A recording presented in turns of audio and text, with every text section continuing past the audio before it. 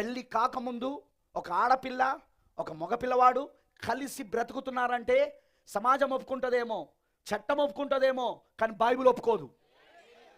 ఎందుకంటే బైబిల్ వివాహమునకు చాలా ప్రత్యేకమైన స్థానము ఉన్నది.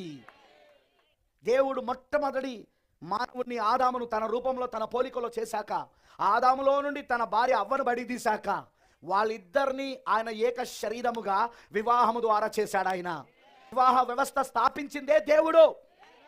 ఈరోజు సాతానుడు దెబ్బ కొట్టేదే దానిపైన, వివాహ వ్యవస్థ పైన.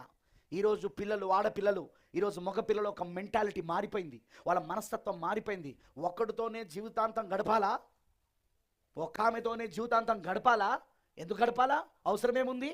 వాళ్ళకు వివాహం యొక్క విలువ తెలియదు, వాళ్ళకు వివాహం యొక్క పవిత్రత తెలియదు, వివాహములో ఉన్న మర్మము తెలియదు వాళ్ళకు. They don't know the mystery of marriage.